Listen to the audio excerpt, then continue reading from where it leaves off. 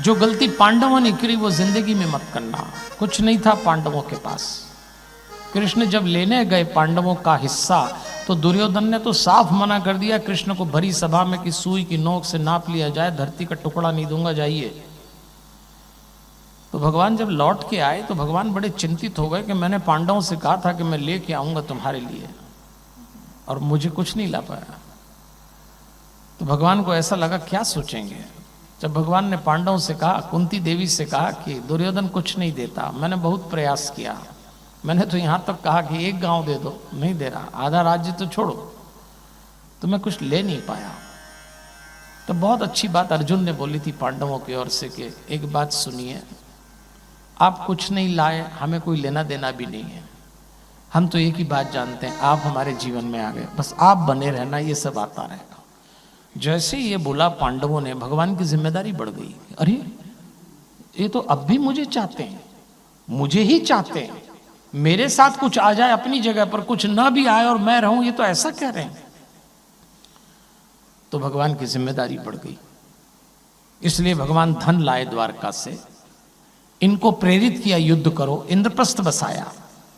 अब आप घटना देखना जिसके लिए मैं आपको ये घटना सुना रहा हूं, जो बात दूत दशरथ जी से कह रहे हैं, जो सिद्धांत निकल के आ रहा है उसको पकड़ना।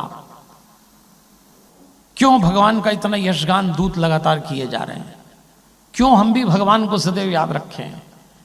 पांडवों को चक्रवर्ती राजा बना दिया भगवान ने, तिलक कर दिया, इंद्रप्रस्थ बसा दिया, ऐसा महल बसाया कि जल और थल के भ्रम में दुर्योधन गिर गया। दुर्योधन ने अपने मामा से कहा कि मैं आत्महत्या कर लूंगा, उसने कहा चिंता मत कर। शकुनी कहता है कि जब शस्त्र से किसी को न जीता जा सके तो उसको षड्यंत्र से जीतना चाहिए। मैं प्रतीक्षा कर रहा हूं कृष्ण हटे और मैं प्रवेश कर जाऊंगा। और जब कृष्ण द्वारका जा रहे थे पांडवों को स्थापित करने के बाद, तो पांडवों ने कहा था हम जीवन में आपसे पूछे बिना, आपको याद किए बिना कोई काम नहीं करेंगे। भगवान ने कहा अच्छी बात है, देखना भाई जमाना बहुत खराब है। भगवान चले गए। तुरंत संदेश भेजा शकुनी ने, तुरंत, कि द्यूत क्रीड़ा के लिए आप आमंत्रित हैं। गलत के पक्ष में तर्क कैसे देते हैं दुर्गुणी लोग, सुनिए। भाइयों ने मना किया, हमें जुआ नहीं खेलना है, लेकिन पत्र ऐसा लिखा था कि आप द्यूत क्रीड़ा के लिए आमंत्रित है, क्योंकि उस समय द्यूत क्रीड़ा, जुआ राज क्रीड़ा होती थी। और एक राजा यदि दूसरे को आमंत्रित करे और दूसरा मना कर दे तो आमंत्रित करने वाले राजा का अपमान होता था। तो इसने कहा युधिष्ठिर ने कि अगर मैं मना करूंगा तो अपमान होगा। धृतराष्ट्र की ओर से भेजा गया पत्र है तो हमें जाना पड़ेगा। देखो आप, तर्क देता है दुर्गुण। ये जो आजकल पीने वाले खाने वाले तर्क देते हैं, ऐसे ही देते हैं, ये सब शकुनी के तर्क। हम उनसे पूछते हैं दारू को पीते हो, दारू कौन पीता? आप कहे दारू कैसा शब्द बोल रहे हैं आप, बताओ, दारू को दारू नहीं बोल सकते?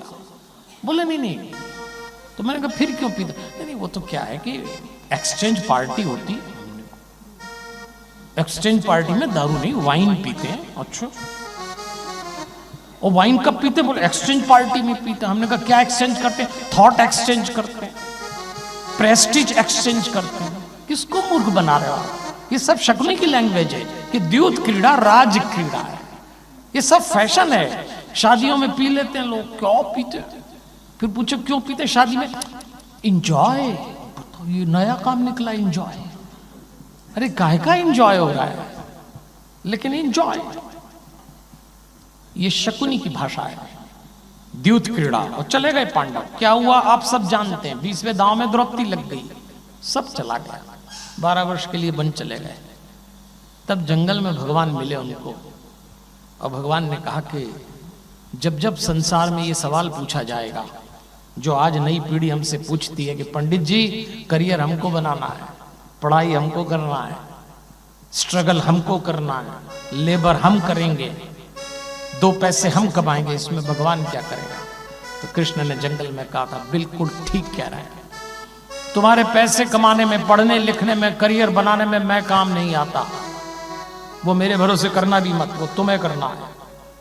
लेकिन मैं तब काम आता हूं जब ये कमाया हुआ तुम गंवा ना दो, जैसे पांडवों ने गंवा दिया था। इसलिए भगवान चाहिए, इसलिए भगवान बच्चों के जीवन में उतारिए।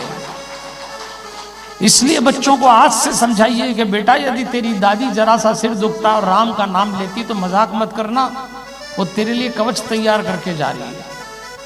तू भी राम को याद कर, इसमें क्या बुरा है? तू भी याद कर परमात्मा को, क्योंकि परमात्मा तेरे कमाने में नहीं, तेरे कमाए हुए को गंवाने में, बचाने में काम आता है। ये प्रसंग है।